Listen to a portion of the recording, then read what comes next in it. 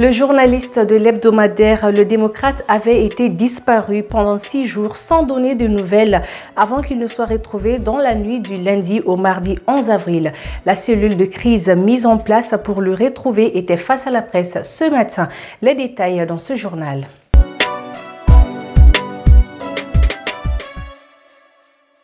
Merci de nous suivre sur Tazoudé TV. Mesdames et messieurs, bonsoir. Enlevé le 6 dernier, la cellule de crise des médias pour retrouver le journaliste Aliou Touré, présidé par Bandiougou Danté, a animé un point de presse ce mardi 11 avril 2023 à la Maison de la Presse. C'était en présence de ce dernier qui a été retrouvé la nuit d'hier après 6 jours de disparition. Le compte-rendu, Moussa Samaké avec la voix off d'Awa Traoré. C'est au lendemain d'une conférence de presse dont il était l'un des principaux organisateurs pour dénoncer l'incarcération de Mohamed Youssouf Bathily, dit Arasbat, que Aliou Touré avait disparu le 6 avril. Sa disparition a mobilisé les fêtières de la presse. En effet, une cellule de crise pour le retrouver immédiatement sain et sauf avait été mise en place. Elle dénonce cette disparition attentatoire à la liberté de la presse et salue les efforts qui ont permis la libération du directeur de publication du journal Le Démocrate. Qu'un autre confrère, ironie du sort ou simple coïncidence, un autre Touré disparaît. Et dans des conditions inacceptables. Inacceptables parce que il était dans cette même salle avant de disparaître quelques minutes après. Il a participé à une conférence à laquelle conférence il a même joué un rôle de modérateur. Il y regagne sa rédaction dans un état de malade parce qu'il était convalescent. En rentrant dans son véhicule, Aliou est enlevé. Le mot n'est pas fort, par des hommes armés et cagoulés qui le mettent dans un autre véhicule, différent de son véhicule, l'amènent dans un endroit jusqu'ici inconnu. Par ailleurs, le pouvoir est rappelé de son obligation de respecter et faire respecter les droits fondamentaux et protéger toute personne et ses biens sur le territoire malien. Un droit accusateur sera porté sur l'État, qui a la responsabilité de nous protéger. L'État qui a toutes les prérogatives, qui a les privilèges, et cet État qui a même accès à nos vies intimes pour nous sécuriser. Nous interpellons les plus hautes autorités du pays qu'ils prennent toutes leurs responsabilités face à de telles pratiques qui ne doivent pas rester impunis. Les auteurs doivent être recherchés, reconnus et qu'ils répondent de leurs actes. Après près d'une semaine de disparition, Aliou Touré a été retrouvé la nuit de ce lundi 10 avril, mais aucune information n'est encore donnée par qui il a été enlevé et pourquoi.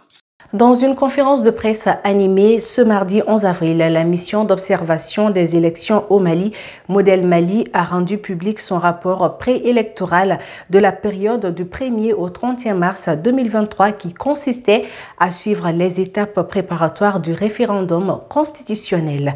Compte rendu Awa Traoré et Lassana Traoré. C'est un rapport élaboré suite à la mission d'observation de 75 observateurs et observatrices de la mission d'observation des élections au Mali à l'intérieur du pays. Les travaux d'observation concernaient principalement le suivi des étapes préparatoires du référendum reporté, la mise en place des coordinations de l'autorité indépendante de gestion des élections, la mise en jour des données pour les cartes nationales d'identité biométrique et les réactions autour du projet de constitution. Cette mission d'observation du Modèle Mali lui a permis de faire des remarques et des recommandations. Le Modèle Mali a organisé cette conférence de presse pour présenter son rapport préélectoral. Le rapport préélectoral qui va de la période du 1er au 31 mars 2023. Donc c'est un rapport qui est fait pour que on puisse voir l'évolution des préparatifs des élections de 2023 et notamment le référendum. Parce qu'on s'est rendu compte que le référendum qui était prévu pour le 19 mars 2023 a été décalé. Et donc aujourd'hui, on ne connaît pas la nouvelle date du référendum. Mais avant le référendum, il y a des travaux qu'il faut faire pour qu'on puisse avoir des élections libres, transparentes et apaisées en République du Mali. Par-delà, la mission d'observation des élections au Mali compte mettre en place des moyens à la disposition de la population, y compris les régions inaccessibles, d'avoir notamment à leur disposition les différentes cartes. La mise à jour du fichier électoral. La mise à jour du fichier électoral, autrement dit, la mise à jour du fichier qui sert de recensement à vocation d'état civil. Parce que c'est l'état civil qui est révisé, la mise à jour, on l'a demandé pour qu'il y ait des cartes nationales d'identité biométrique. Parce que comme vous le savez, la loi électorale a été modifiée pour dire désormais, ce n'est plus les cartes d'électeurs qui vont servir pour les élections, mais c'est les cartes nationales d'identité biométrique. Et donc nous, on a suivi le processus à travers l'ensemble du pays et on a vu que cela s'est fait timidement. Et si on doit avoir un fichier électoral à la fin fiable, il faut qu'il y ait des changements dans la démarche. Enfin, Modèle Mali a sollicité à ce que les autorités de la transition publient un calendrier électoral réaliste pour le retour à l'ordre constitutionnel et d'un chronogramme détaillé pour la tenue du référendum constitutionnel. À présent, fidèles téléspectateurs, place aux brèves. Les opérations de mise à jour des données du numéro d'identification nationale NINA pour obtenir la carte nationale biométrique sécurisée ont débuté le 9 janvier dernier sur le territoire national. Ainsi, 4 mois après le lancement officiel de remise de la carte d'identité nationale biométrique sécurisée est fait ce mardi 11 avril 2023 par le ministre d'État, ministre de l'administration territoriale et de la décentralisation, porte-parole du gouvernement dans les communes 4 et 6 du district de Bamako. Hier, 10 avril 2023, dans un communiqué, l'Ordre des avocats du Mali se dit constater avec regret la déliquescence de la justice, se caractérisant par des graves dysfonctionnements dans les pratiques judiciaires et dans le fonctionnement des cours et tribunaux. Il s'agit en grosso modo pour l'OAM des manquements graves à la discipline, à la déontologie et à l'orthodoxie des professions juridiques et judiciaires, des remises en cause des principes fondamentaux de la République et de l'État de droit.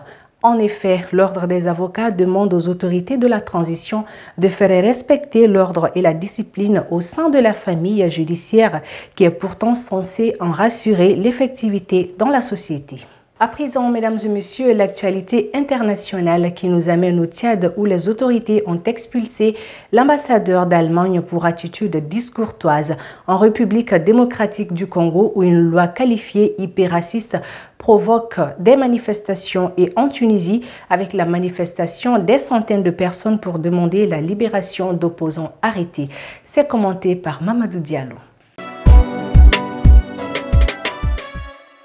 Au Tchad, l'ambassadeur allemand Jean-Christian Gordon Crick, accusé d'attitude discourtoise et de non-respect des usages diplomatiques, a été expulsé par les autorités. Cette décision ne doit pas être considérée comme une rupture des relations entre les deux pays, a cependant déclaré le ministère tchadien des Affaires étrangères. Les raisons invoquées par le Tchad pour justifier cette éviction sont, je cite, totalement incompréhensibles, a déclaré un porte-parole du ministère allemand des Affaires étrangères dans un communiqué.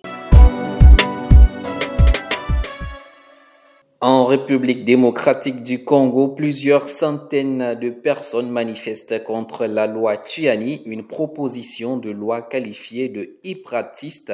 Elle prévoit que les candidats aux plus hautes fonctions de l'État soient de pères et de mères congolais, un projet qui inquiète à 8 mois de la présidentielle. Des puissants dirigeants de l'Église catholique congolaise à la quasi-totalité des partis d'opposition en passant par plusieurs centaines de manifestants, à Goma, Bunia, Bukavu, rejette la loi dite Tchiani. Elle a été proposée pour la première fois en juillet 2021 par Noël Tchiani, candidat à la magistrature suprême de 2018. Je cite, Nous voulons verrouiller environ 250 postes que nous considérons comme relevant de la souveraineté de notre pays, explique Noël Chiani.